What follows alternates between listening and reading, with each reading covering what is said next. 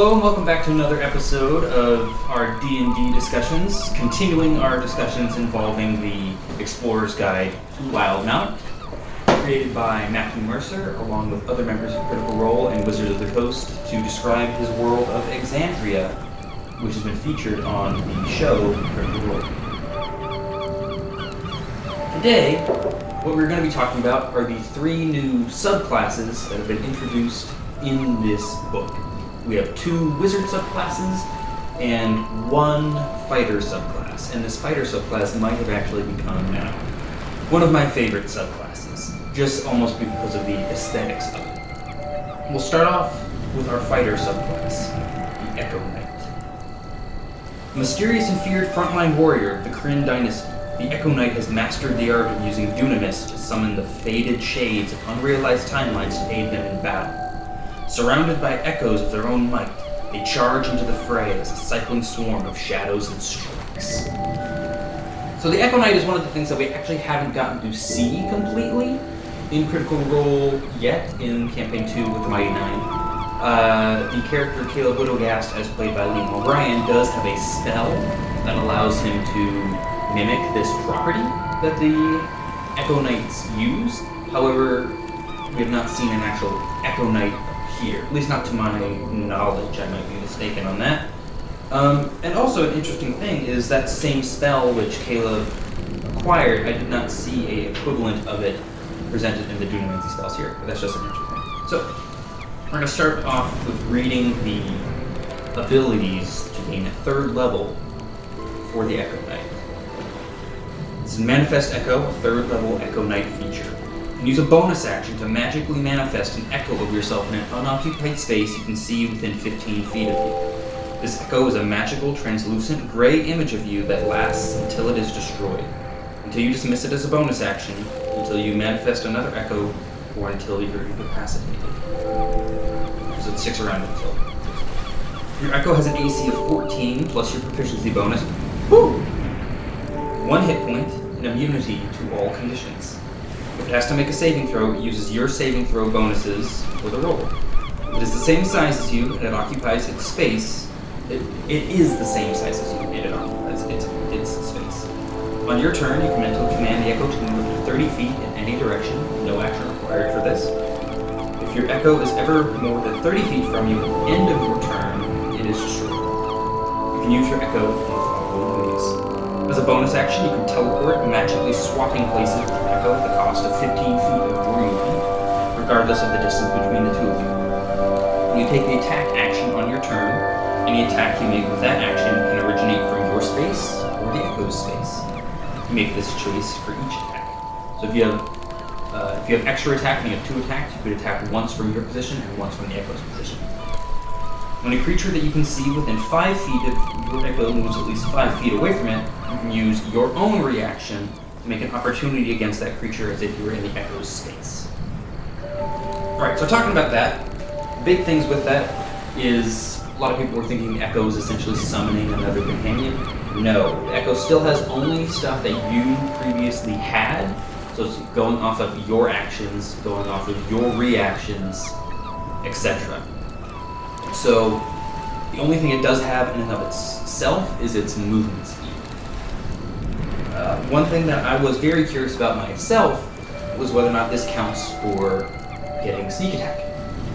You multi-class your fighter into rogue. Matthew Mercer and Marisha Ray recently had a very, it has now become a rather famous fireside chat in their own house, where one of the questions that they were asked was whether or not it would count for sneak attack. It does not. It will not count for sneak attack. However, and it wasn't stated, but I do not see a reason that this could not be used for flanking, similar to Beastmaster Ranger. So you could use this for flanking, you can't use it to acquire sneak attack, because it does not qualify as a The teleportation, bouncing back and forth between positions as a bonus action, very beneficial in my opinion, especially if maybe you're getting really harrowed by a particular enemy, and you have your echo over here doing a completely other thing. Just go ahead, bam, you over here. And especially at early level, when you first get this, your Echo might have an AC that's a little bit higher than yours.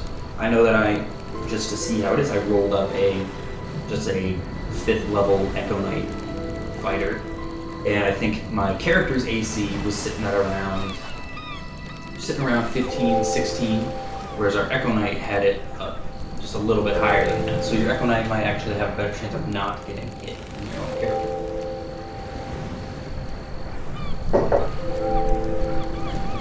The other thing that you get at 3rd level is Unleash Incarnation. It's a 3rd level Echo Knight feature. You can heighten your Echo's fury. Whenever you take the attack action, you can make 1 additional melee attack from the Echo's position. You can use this feature a number of times equal to your Constitution modifier, a minimum of 1, and you regain all expended uses when you finish a long rest. I like this. So as people had originally been thinking, this is something that allows your Echo to do its own thing on your return. So this allows it to make its own attack, only 1 attack. It doesn't give it an action, it gives it an attack. That's very important, so it will not benefit from the extra attack feature, which will be in 5th level for fighters.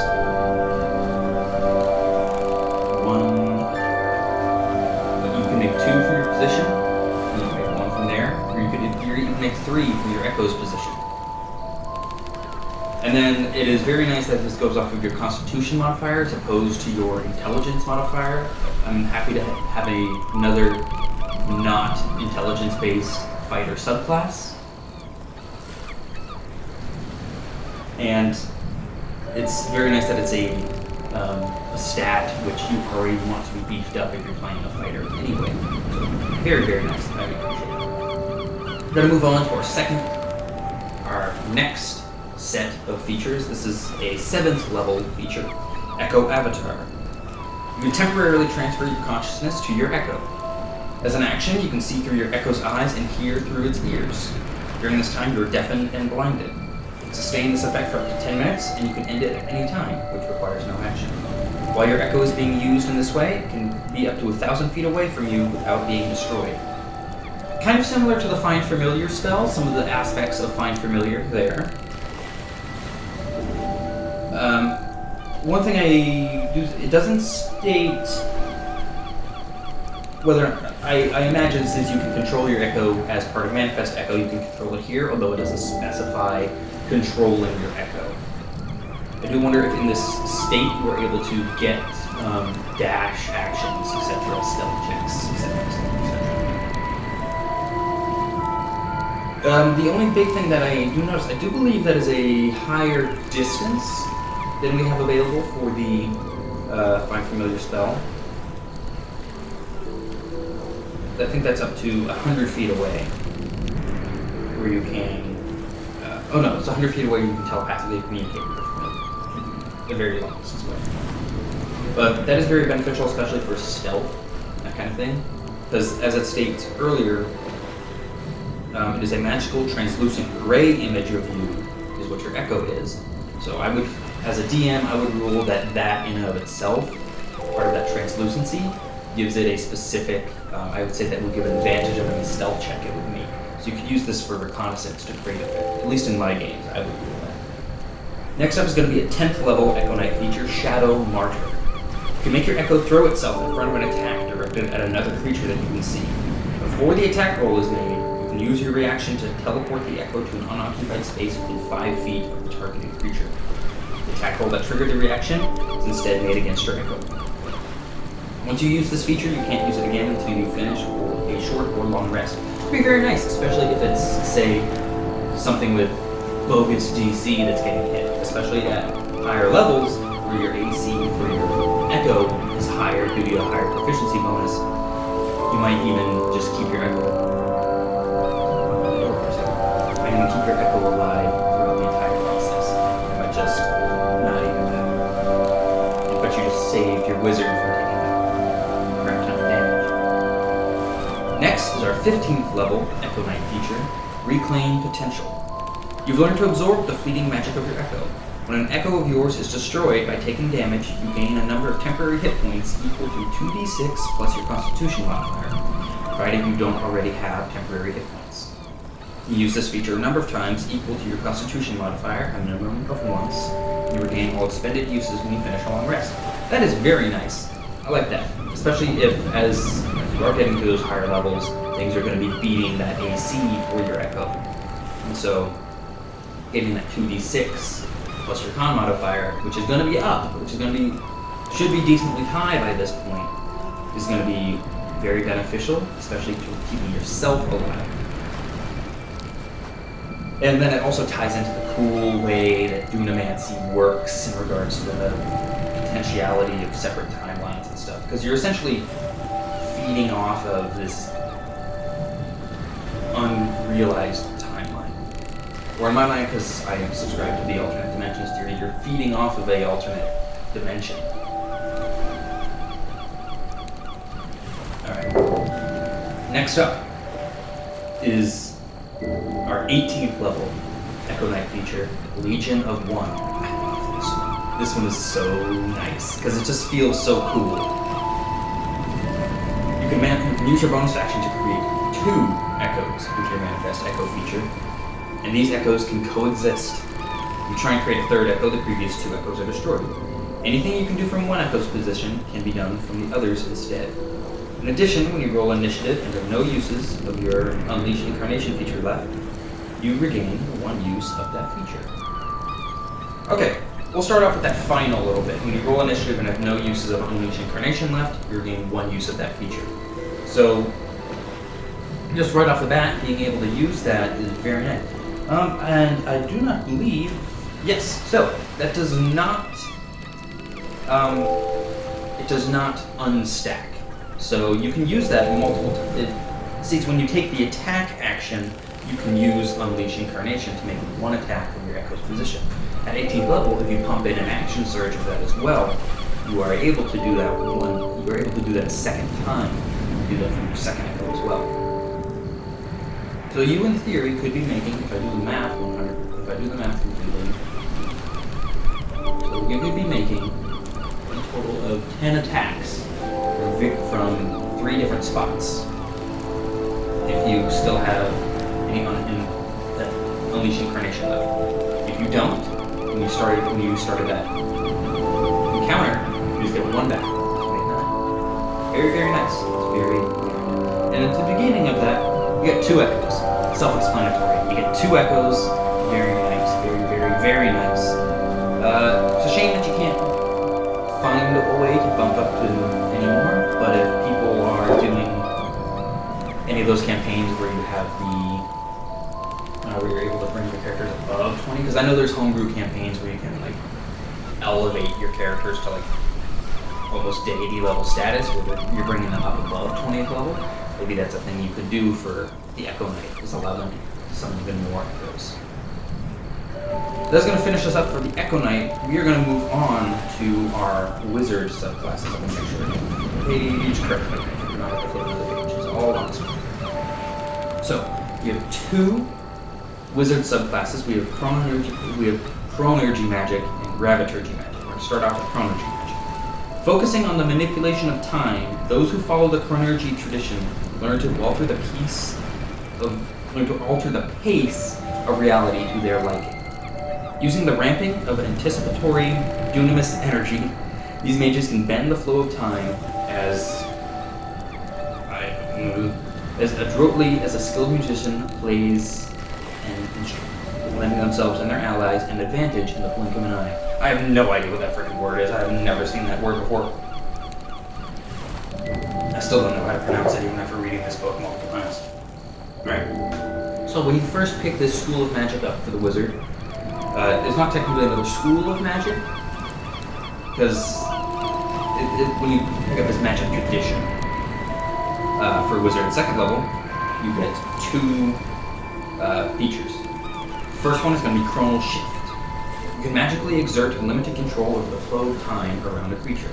As a reaction, after you or a creature you can see within 30 feet of you makes an attack roll, an ability check, or a saving throw, you can force the creature to re-roll. You make this decision after you see whether the roll succeeds or fails. The target must use the result of the 2nd roll. You can use this ability twice and regain all expended uses when you finish a long rest. This is almost kind of similar to a luck point. So it's almost like you have That is 2 luck already. So if you have the lucky feat, you just go ahead and you essentially have this ability 5 times. And then temporal awareness is our next second level feature. You can add your intelligence modifier to your initiative rolls, which, especially for wizards, that's real nice. It's real nice. Wizards don't always have a super high dexterity, so being able to add their intelligence to their initiative is going to be a large boon to them, ensuring that our wizards are able to go sooner rather than later. Everyone know that our wizard in our group, I feel like, has never rolled initiative above a 10 in any encounter we've ever had.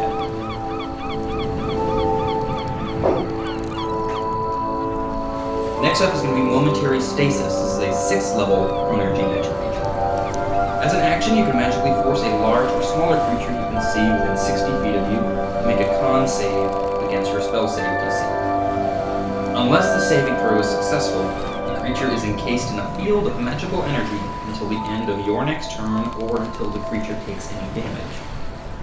While encased in this way, the creature is incapacitated and has a speed of 0.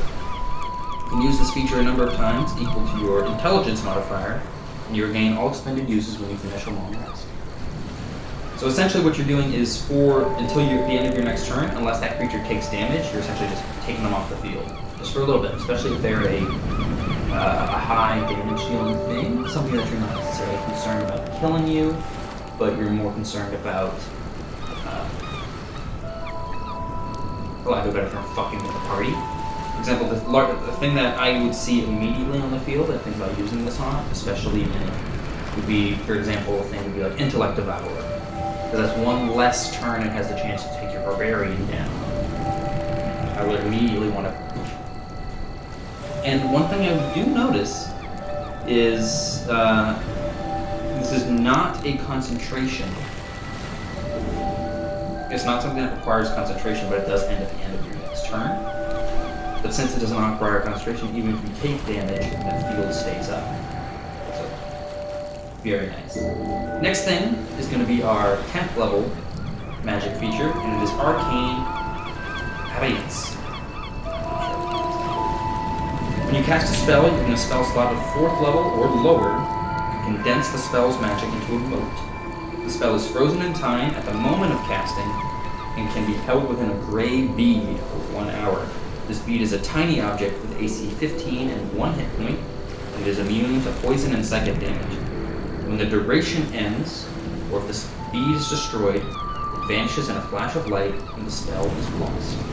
The creature holding the bead can use its action to release the spell within, whereupon the bead disappears. The spell uses your spell attack bonus and save DC, and the spell treats the creature who released it as the caster for all other purposes. Once you create a bead with this feature, you can't do so again until you finish a long or short rest. I really, really like this feature because it essentially gives the ability to, you could give a spell to, say, your Barbarian. For instance, you could put, say, I can't even think of like a good spell to do off the top of my head. Let's say you put a 3rd level Absorb Elements spell into this. And as the... Oh, no, because you have to use your action. Let's say you put let's say you put a 4th level Thunder Wave into this thing. Your Barbarian could run into a room, tanking all the damage, drop this 4th level Thunder Wave just in the middle. That is something that's fun. You essentially are creating a small little magical bomb that can be used by any other character other than yourself. Because there's no benefit necessarily to having this object on your own self, unless for the purpose of attempting to conserve spell slots. Like if you use this and then shortly later you use Arcane Recovery, or that would make the bead fade. Really, this is the only thing that you're going to be handing off to other characters to use. Which I don't mind at all. That's just freaking awesome. Next up, and it's our final feature, and it's a 14th level feature. It's Convergent Future. You can peer through possible futures and magically pull one of them into events around you, ensuring a particular outcome.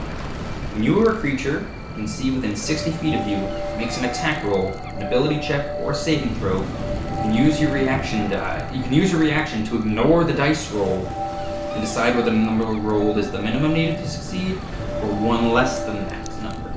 It's your choice. When you use this feature, you gain 1 level of exhaustion, and only by finishing a long rest can you remove a level of exhaustion gained in this way. It's almost like a legendary resistance. Almost. It's a legendary resistance for you, and it's a reverse legendary resistance for enemies. It's also essentially you can use this as a legendary resistance for allies as well. However, you can only use this one time per round, but I don't see anywhere specifically in here it says you can use this a number of times equal to any sort of modifier or anything like that. You, in theory, could keep doing this until your character dies of exhaustion. Do I think you should do that? No. I think the safest amount that I would ever be really willing to go up to in terms of exhaustion levels would be 2, maybe 3, but I would never really dare go any higher than that using this, especially depending on what your HP is at. We're going to move on now. We're going to move on to Graviturgy magic, which is again another magical condition for wizards. This is it. Understanding and mastering the forces that draw bodies of matter together or drive them apart. The students of the Graviturgy arcane tradition learn to further bend and manipulate the violent energy of gravity to their benefit, the terrible detriment of their enemies. There are spells specifically in the book for both the Chronergy and Graviturgy subclasses, and there are definitely some of the Graviturgy Dunamancy spells are ones that I can immediately pick out and see where they're going to be very beneficial in battle, especially paired with some of these spells. So, as opposed to Chronergy, we do only get one feature at our 2nd level, and that is a just density. As an action, you can magically alter the weight of one object or creature you can see within 30 feet of you. The object or creature must be large or smaller. The target's weight is half or doubled for up to 1 minute or until your concentration ends, as if you're concentrating on a spell. While the weight of a creature is halved by this effect, the creature's speed increases by 10 feet. It can jump twice as far as normal and has disadvantage on strength checks and strength saving throws. While the weight of a creature is doubled by this effect, the creature's speed is reduced by 10 feet and has advantage on strength checks and strength saving throws. Upon reaching 10th level in this class, you can target an object or creature that is huge or small as opposed to large. This can be very handy in terms of simply even just moving things. And again, it doesn't state in here whether or not you can only do this a number of times through modifier. But in terms of even just moving things around, this can be very beneficial. It won't be incredibly beneficial if you're trying to move a 5,000 pound boulder. And then you still have 2,500 pounds of stuff you move. But you can definitely see ways this could be fun in the use of, say, you have a gnome, you have another gnome wizard in your party, or a gnome sorcerer, or something equivalent to that. Do this on them half their weight, put them in your backpack, because no one expects a backpack. And just run around. They don't have to spend any movement, so it doesn't matter that their speed is increased or anything like that. But now that you are having them, they might be able to use a few more things. If that makes sense. Or you could go ahead, you could use this on your rogue, who isn't going to be using a whole lot of strength checks or strength saves. Increasing that movement speed by 10 feet is going to be very nice for them. And it doesn't state whether or not. Yeah. So you could. There is no listed save in this, so you could cast this on an enemy, increase their weight, reduce their speed, or you could decrease their weight and then disadvantage on the strength, which especially I think of a couple of places that can be very, very useful in terms of maybe trying to disarm or grapple an enemy. Next up is going to be our 6th level magic feature, Gravity Well. You've learned how to manipulate gravity around a living being. Whenever you cast a spell on a creature, you can move the target 5 feet to an unoccupied space of your choice if the target is willing to move. The spell hits with an attack or fails a saving throw against the spell. Okay. So,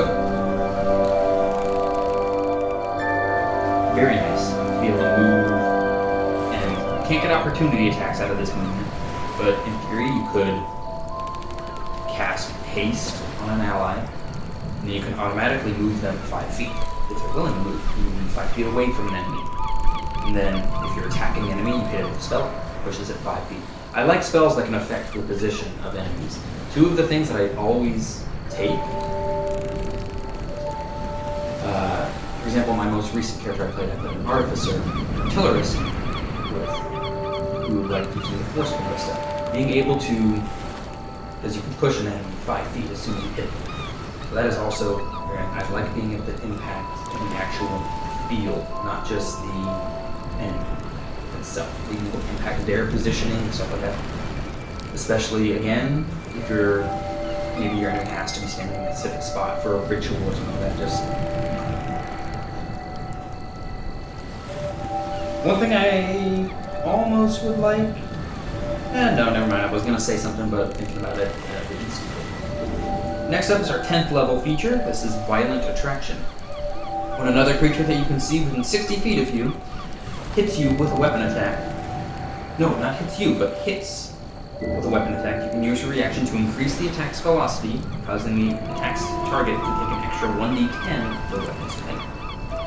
Alternatively, if a creature within 60 feet of you takes damage from the fall, you can use your reaction to increase the fall's damage by 2d10. You can use this a number of times equal to your intelligence modifier when you're being altered, assuming you finish long rest.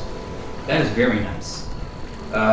This is purely a damage increase. There is nothing in here about being able to decrease the attack or fall damage for an ally, because again, it is Violent Attraction. It doesn't slow gravity, it increases gravity, allowing for that greater damage.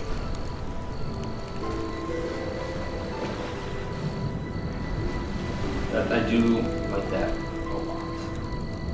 Next up, and it's our last feature of the Gravitergy Wizard, is Event Horizon. It's the feature you gain at 14th level. As an action, you can magically emit a powerful field of gravitational energy that tugs at other creatures for up to 1 minute or until your concentration ends. For the duration, whenever a creature hostile to you starts its turn within 30 feet of you, it must make a strength save against your DC.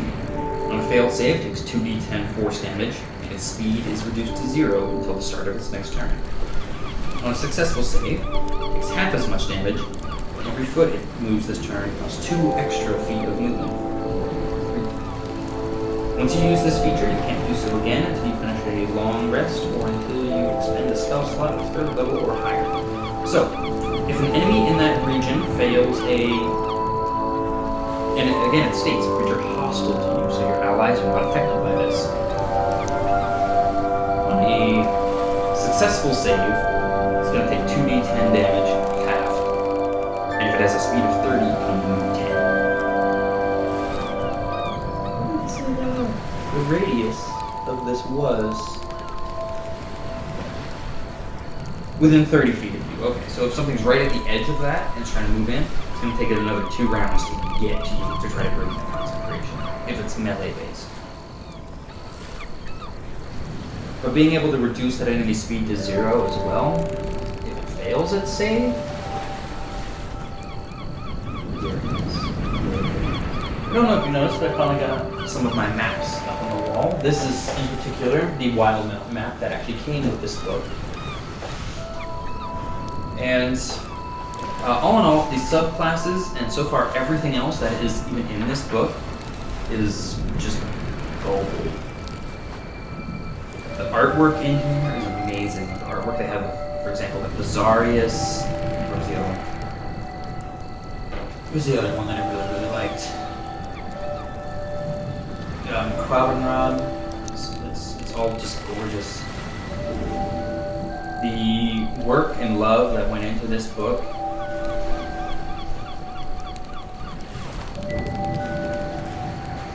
It's incredible. Alright. All in all, these subclasses, all of them seem amazing. As opposed to some of the stuff released on Unearthed Arcana, there's not a whole lot in these that I see as a huge detriment to the character or other abilities of said class. In particular, though, I will say, Echo Knight again is my favorite of them. Echo Knight again is my favorite of these subclasses, just because I love the idea of being able to create another version of yourself to help you fight. But that's going to be it for this video. If you liked it, please leave a like and a subscribe down below. There will be if you want to subscribe, you hit this button right here. And there's going to be I believe it's either going to be, this is going to be one that YouTube has selected for you, and this will be the one that, my most recent video, I think. It might be switched up. I don't remember which one goes where. But again, thank you guys for watching, and I will see all of you guys in the next video.